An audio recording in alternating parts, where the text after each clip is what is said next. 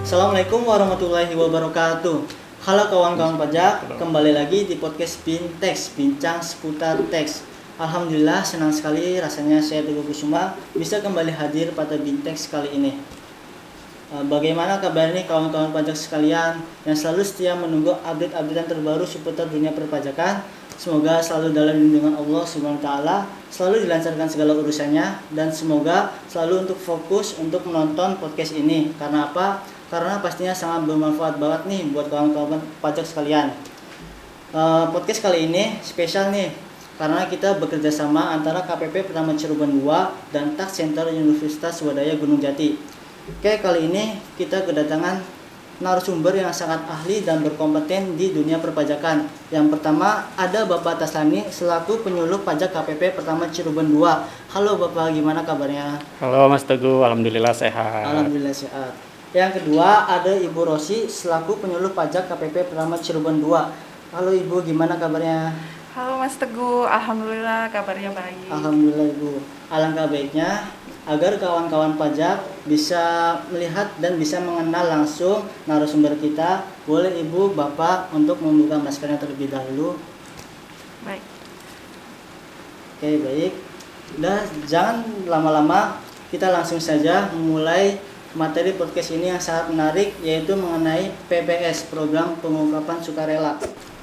Bapak, akhir-akhir ini di masyarakat sering mendengar atau melihat program pengungkapan sukarela melalui media sosial, media cetak, Instagram, Facebook, atau yang lainnya mengenai program ini, Bapak.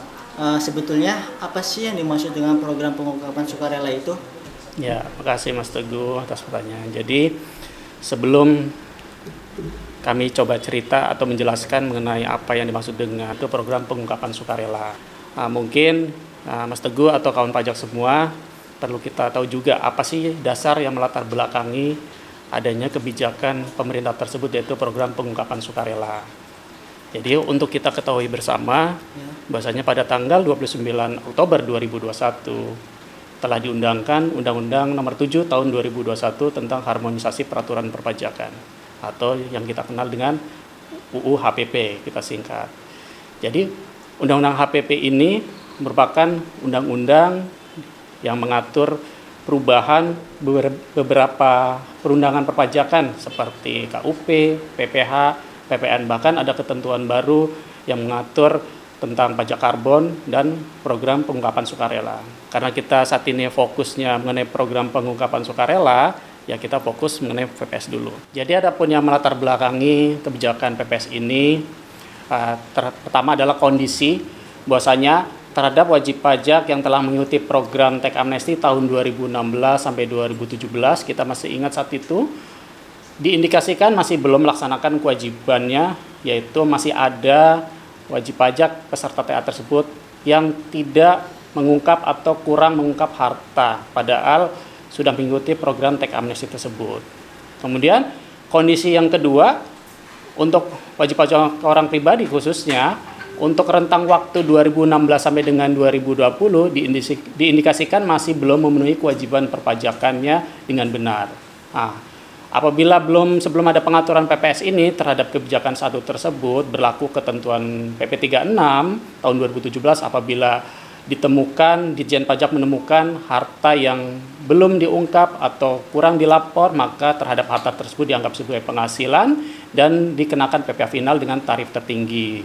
Untuk OP 30%, badan 25%, dan untuk WP tertentu 12,5%. Sedangkan untuk orang pribadi yang tidak melaksanakan kewajiban perpajakan rentang waktu 2016 sampai dengan 2020 dengan benar, maka dapat sewaktu-waktu dilakukan pengawasan atau pemeriksaan dan dapat juga dikenakan PPh yang tarifnya lebih tinggi, maksimal 30% sesuai dengan perundangan di KUP.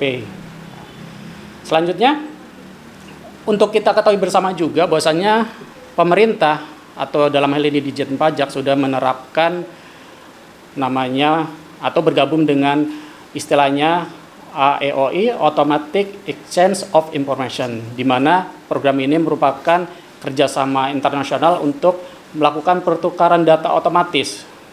Misalnya pertukaran data berkaitan dengan kegiatan ekonomi wajib pajak yang berada di luar negeri. Jadi untuk kawan pajak apabila mempunyai harta yang di luar negeri, itu melalui program AEOI ini sudah bisa diketahui oleh pihak Ditjen Pajak. Selanjutnya kita juga bisa mendapat informasi kegiatan ekonomi dari pihak lain seperti instansi, lembaga, asosiasi atau pihak lain.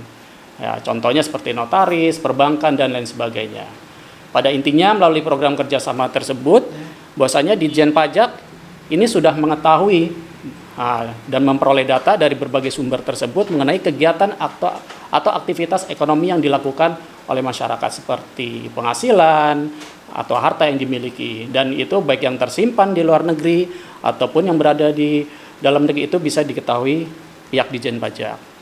Contohnya apa? Kalau misalkan Ditjen Pajak itu bisa tahu terhadap data-data tersebut, ya mungkin kawan pajak di sini pernah ada yang mendapatkan surat namanya SP2DK, surat permintaan penjelasan data atau keterangan. Kita mungkin sering dengar ya teman-teman di tax center atau kawan pajak sekalian.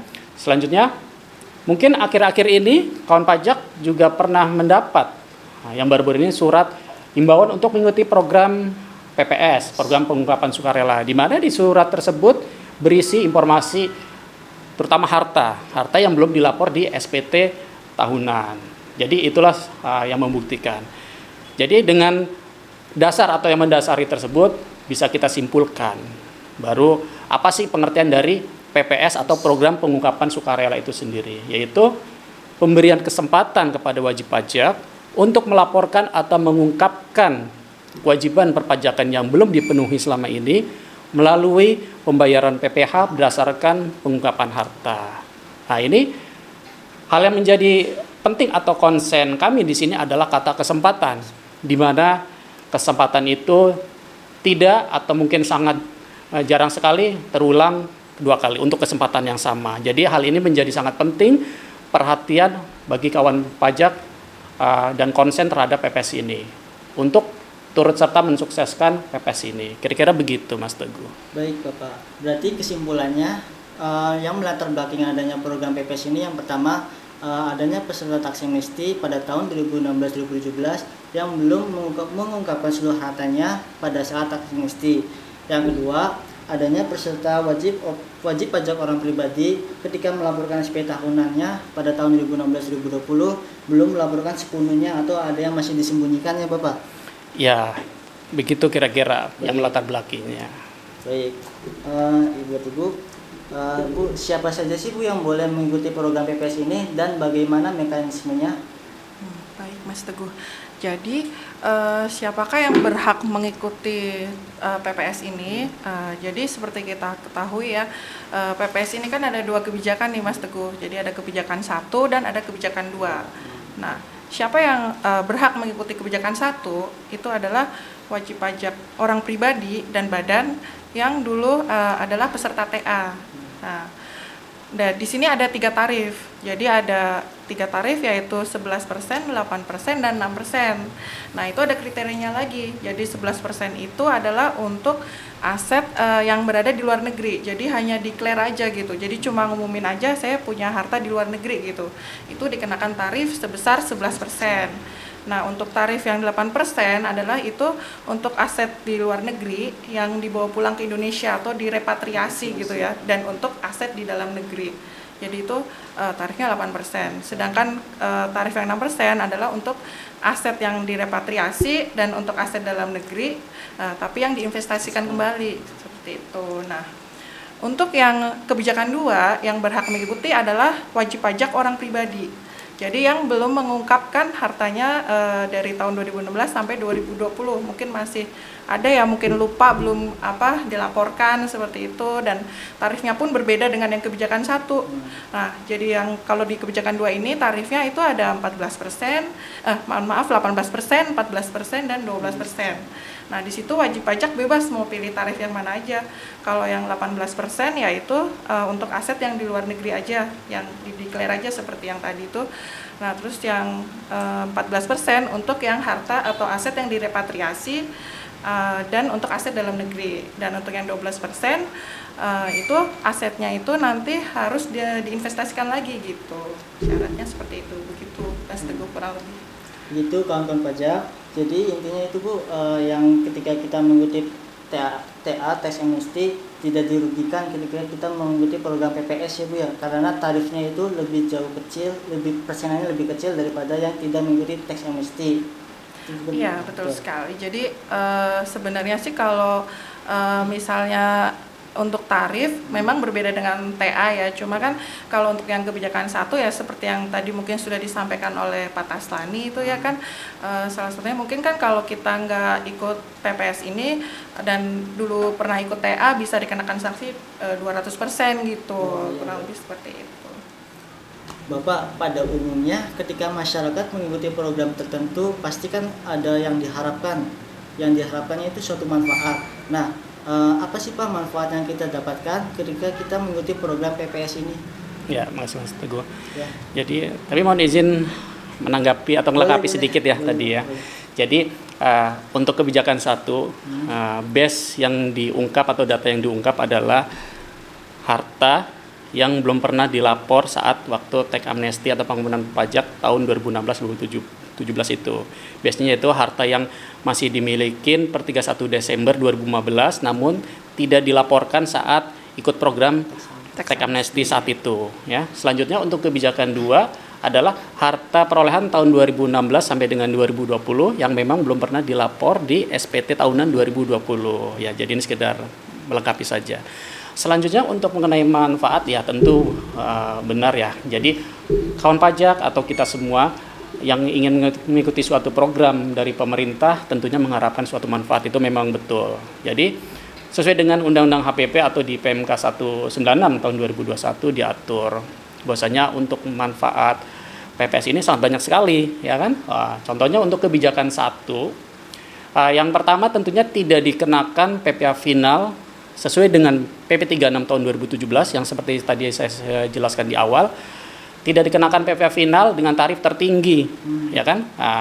Tadi kan kalau ketahuan hartanya oleh Ditjen Pajak dianggap penghasilan tambahan, dikenakan tarif tertinggi 30% untuk OP, 25% untuk badan, dan WP tertentu 12,5% plus sanksi 200%. Nah, kalau ikut PPS ini tidak dikenakan tarif sebesar itu, cukup tarif yang seperti Mbak Rosi tadi jelaskan 1186 ya. Itu tarifnya jauh lebih kecil dibanding tarif di PP 36 tahun 2017 tersebut. Selanjutnya juga manfaat dari kebijakan 1 itu tentunya tidak dikenakan sanksi 200% tadi kan. Ini sangat besar sekali kalau kita kalikan tarif dengan harta yang ditemukan plus sanksi 2% ini besar sekali. Jadi itu manfaatnya tidak dikenakan sanksi 200% dan ini memang sangat signifikan sekali untuk manfaat dari kebijakan 1. Selanjutnya untuk kebijakan 2, manfaatnya yaitu tidak diterbitkan ketetapan. Ya, tidak diterbitkan ketetapan untuk tahun pajak 2016 sampai dengan 2020. Baik itu berkaitan dengan pajak penghasilan, pemotongan pemungutan PPh ataupun PPN ya. Namun dari manfaat kebijakan 2 ini ada 2 pengecualian. Yang pertama, apabila terdapat harta yang tidak atau kurang diungkap saat ikut PPS kebijakan 2 ini. Selanjutnya kedua, tidak termasuk untuk pajak yang telah dipungut namun belum disetorkan ke kas negara. Jadi 2 pengecualian tersebut yang tidak termasuk manfaat kebijakan 2. Maka menjadi sangat penting sekali di sini kawan pajak dan kita semua dalam mengikuti PPS karena sudah mendapat fasilitas dari program PPS ini, maka sangat penting untuk mengikutinya secara jujur. Kalau dilapor, ya dilapor semua. Karena nanti ada konsekuensinya. Mungkin nanti bisa saya jelaskan lebih lanjut konsekuensinya. Kira-kira begitu Mas Teguh. Banyak sekali kan manfaatnya kawan-kawan pajak jika kita mengikuti program PPS ini. Mau nggak dikenain sanksi 200%, nggak mau kan, makanya segera ikut program PPS ini. Karena sampai kapan Pak kalau boleh tahu program PPS ini? Jadi kalau program PPS ini sesuai dengan yang diamanatkan di undang-undang ini 1 Januari 2022 sampai dengan 30 Juni 2022. Nah sekarang udah tanggal berapa? Tanggal 10 Pak. Tanggal 10. Jadi tidak lama lagi waktu akan berakhir. Ini kesempatan baik untuk dimanfaatkan oleh kawan pajak semua karena manfaatnya itu sangat besar sesuai yang diamanahkan di undang-undang. Gitu Mas Teguh. Baik Bapak, terima kasih atas penjelasannya. Tadi dijelaskan di awal cara mengikuti program PPS ini dengan membayarkan PPH, yaitu dengan mengkalikan nilai harta yang diungkap dengan tarif yang sesuai WPI tersebut, Ibu. Bagaimana sih cara menentukan nilai harta tersebut? Oh ya, baik Mas Teguh. Jadi yang menjadi pedoman untuk bagaimana menentukan nilai bersih harta bersihnya gitu ya. Kalau untuk yang kebijakan 1 itu adalah nilai nominal, itu untuk kas dan setara kas. Nah, kemudian ada nilai yang dipublikasikan oleh PT Aneka Tambang. Jadi itu untuk emas dan perak. Kemudian untuk tanah dan bangunan menggunakan NJOP, nilai NJOP, dan untuk kendaraan bermotor menggunakan NJKB, nilai jual kendaraan bermotor. Nah, untuk saham yang diperjualbelikan di Bursa Efek Indonesia, maka nilai pedomannya menggunakan nilai yang dipublikasikan oleh Bursa Efek Indonesia.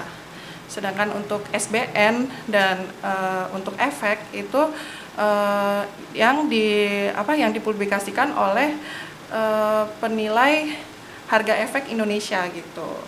Nah, itu berbasis 31 Desember 2015, kondisi per 31 Desember 2015 seperti itu. Nah, bagaimana kalau tidak ditemukan yang menjadi pedomannya itu nggak ada? Nah, itu berdasarkan penilaian dari Kantor Penilai Jasa Publik atau KJPP seperti itu. Nah, untuk yang kebijakan 2 ini yang menjadi pedomannya adalah nilai nominal untuk kas dan setara kas, sedangkan untuk kas dan setara kas, selain kas dan setara kas menggunakan harga perolehan.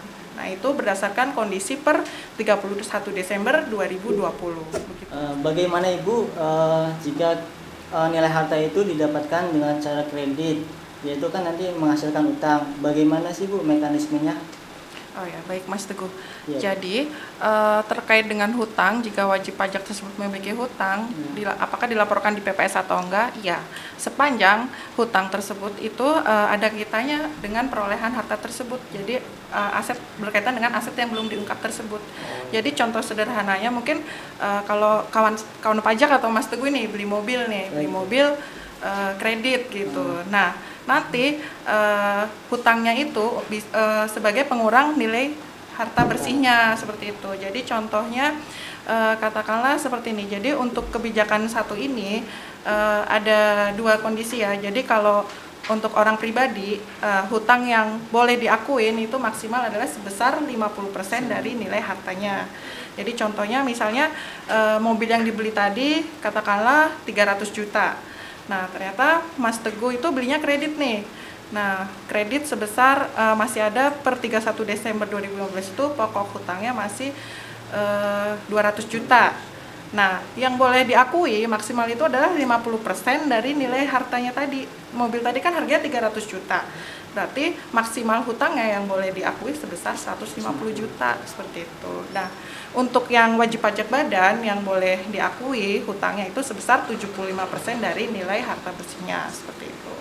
Nah, untuk yang kebijakan 2 itu berbeda ya. Jadi kalau di kebijakan 2 saldo pokok hutang per 31 Desember 2020 full boleh diakui semua gitu. Jadi kalau misal ada aset yang tahun 2020 nih belum diungkap, dulu belinya kredit dan di 2020 itu masih ada hutangnya, itu boleh diklaim semua seperti itu. Boleh sebagai pengurang seperti itu Mas Teguh.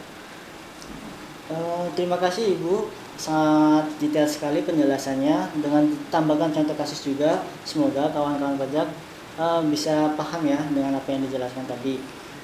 Bapak, PPS ini kan berlangsung sampai tanggal 30 Juni 2022, berarti bulan sekarang ya Pak ya.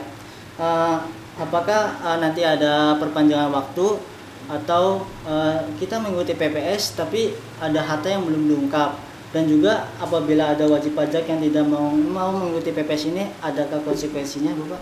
Iya, jadi memang ya kita ini PPS ini kan memang udah ada dasar hukumnya ya, di Undang-Undang HPP tadi dan di PMK 196. Di situ sudah diatur bahwasanya PPS ini berlangsung dari 1 Januari 2022 sampai dengan 30 Juni 2022. Namun yang menjadi konsen kita lagi-lagi di sini untuk kawan pajak semua adalah batas waktunya ini 30 Juni sampai 2022. Dan memang sejauh ini sesuai dengan undang-undang itu batasnya sampai 30 Juni 2022 dan memang tidak diperpanjang. Kan memang sudah diatur di undang-undang langsung sampai 30 Juni 2022. Jadi tidak ada perpanjangan untuk program PPS ini. Selanjutnya untuk tadi konsekuensi ya, kalau seandainya kawan pajak yang sudah ikut PPS misalkan atau tidak ikut PPS, itu bagaimana konsekuensinya, atau misalnya tadi ditemukan harta yang kurang diungkap atau belum diungkap. Makanya tadi di sebelumnya saya sudah mencoba menjelaskan karena sudah mendapatkan manfaat dari PPS ini, baik kebijakan 1 maupun kebijakan 2, ya kan, maka diharapkan jujur untuk mengikutinya. Karena kenapa? Karena memang ada konsekuensinya sesuai dengan undang-undang. Nah, sekarang konsekuensi apabila tidak ikut PPS, ya ini memang bukan suatu ancaman kawan pajak, tapi ini memang dari memang undang-undang berlaku. Jadi memang ini PPS ini memang adalah sifatnya pilihan, opsional, bukan kewajiban. Namun apabila misalkan rekan-rekan di sini tidak mengikuti PPS ini, karena ini PPS ini adalah kesempatan baik, khawatirnya, jadi bagi kawan pajak yang dulu peserta tax amnesty, namun misalkan ternyata lupa ada harta yang belum dilaporkan dan tidak ikutin PPS ini, maka berlakulah ketentuan tadi di PP 36 2017 tadi, ya kan, harta tersebut nanti akan dianggap sebagai penghasilan tambahan bagi si wajib pajak, dikalikan tarif tertinggi tadi 30, 25 atau 12,5% plus sanksi 200%, ya kan, itu kalau tidak ikut PPS ini. Selanjutnya untuk yang orang pribadi misalkan yang tidak ikut atau tidak memanfaatkan PPS ini juga sama, sewaktu-waktu dapat dilakukan pengawasan atau pemeriksaan, nanti bisa dikenakan PPh dengan tarif tertinggi 30% ya untuk orang pribadi. Bahkan kalau ingin melakukan pembayaran sendiri pun sama, tarifnya juga sama, paling lama 30% ya kan. Jadi itu makanya kita himbau tadi kawan pajak semua untuk ikut PPS karena memang sangat bermanfaat sekali. Selanjutnya kalau tadi diketahui sudah ikut PPS baik kebijakan 1 maupun kebijakan 2 ya, namun ternyata kok masih ada yang disembunyikan lagi, masih nggak jujur lagi ya kan, gitu. Tetap ada konsekuensinya juga sesuai dengan di undang-undang tadi. Untuk kebijakan 1 sama berlaku PP 36 tahun 2017 tadi ya kan, kembali lagi sama seperti itu. Jadi atas harta yang nanti disembunyikan, sudah ikut TA, sudah ikut ikut PPS, namun masih disembunyikan juga terhadap harta tersebut dianggap penghasilan tambahan bagi si wajib pajak dan dikalikan tarif tinggi 30%, 25 atau 12,5% tadi ya, plus sanksi 200%. Nah, selanjutnya untuk kebijakan 2, apabila ditemukan harta tadi juga sama berlaku ya, terhadap harta yang ditemukan tadi dianggap penghasilan tambahan bagi si wajib pajak ya, dikalikan tarif tertinggi 30%. Ya, ini sesuai diatur di PMK 196 sendiri dan Undang APP sendiri ya, karena sudah dapat fasilitas manfaat dari PPS. Gitu, Mas Teguh. Apakah ada lagi manfaat dari mengikuti program PPS ini, Bapak? Iya. Tadi udah ya jelasin manfaatnya banyak. Jadi ada juga manfaat lainnya yang lebih penting juga, bahwasanya terhadap data yang diungkap melalui PPS ini, melalui SPPH namanya ya, surat pemberitahuan pengungkapan harta. Jadi terhadap data tersebut yang disampaikan melalui SPPH tersebut, bahwasanya dijamin bahwasanya data tersebut tidak bisa dijadikan dasar untuk dilakukan penyelidikan, penyidikan ataupun penuntutan pidana terhadap wajib pajak. Jadi dijamin kerahasiaan datanya tersebut. Dan yang lebih penting lagi manfaatnya adalah kawan pajak semua apabila ikut PPS ini adalah perasaan hati tenang, bisa tidur nyenyak ya kan. Jadi kawan pajak bisa menjalankan aktivitas sehari-harinya dengan tenang karena ibaratnya sudah mendapat semacam pemutihan gitu. Semacam pemutihan karena ya sudah mendapat fasilitas dari PPS tersebut. Begitu Mas Teguh. Baik Bapak, kawan-kawan pajak banyak sekali kan manfaatnya dari kita mengikuti program PPS ini. Bagaimana sih Bu tata cara pelaksanaan atau kita daftar PPS ini? Ya, baik Mas Teguh. Jadi bagi kawan pajak yang akan memanfaatkan atau mengikuti program PPS ini, mudah sekali caranya, yaitu dengan cara menyampaikan surat pemberitahuan pengungkapan harta atau SPPH secara online melalui DJP online ya di pajak.go.id. Dan untuk tata cara atau tutorial lengkapnya mungkin kawan pajak bisa mengikuti tutorial di bawah ini, di kolom teks bawah ini. Ya, kurang lebih sih seperti itu. Tapi yang penting berarti untuk akun DJP online berarti wajib pajak tersebut harus punya SIM terlebih dahulu ya, untuk membuat akun pajaknya seperti itu. Mudah sekali sih. Mudah sekali tuh kawan-kawan pajak. Jadi jangan ragu untuk mengikuti program PPS ini ya Bu ya. Iya. Bapak, apabila ada wajib pajak ketika mengikuti program PPS ini, pas masukin ke formulir SPPH-nya itu ada salah hitung atau ada yang belum diungkapkan, apakah masih bisa dilakukan perubahan atau gimana Bapak? Iya. Jadi memang sangat mungkin sekali kan pajak dalam mengikuti PPS ini terjadi kesalahan ya, kesalahan input data, salah tulis, salah hitung ya, bahkan mungkin terlupa, oh ternyata ada lagi nih harta yang belum dimasukin ya kan, belum dilapor. Ya udah, mumpung rentang waktunya masih ada, bisa itu dilakukan pembetulan ke 1, ke 2 dan seterusnya ya. Jadi sepanjang masih dalam rentang waktu tidak melewati 30 Juni 2022. Makanya menjadi sangat penting ini adalah batas waktunya itu 30 Juni 2022. Sampai berapapun pembetulan bisa. Nah, bisa adanya tadi ya, ada harta yang belum diungkap ataupun misalkan ada kesalahan tulis hitung, itu bisa pembetulan. Dan misalkan andai kan pajak ternyata ragu, ya udah nggak jadi ikut PPS.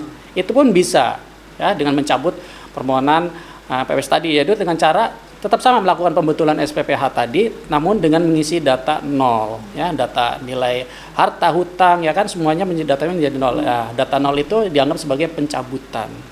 Nah, pencabutan keikutsertaannya dalam program pengungkapan sukarela ini, begitu.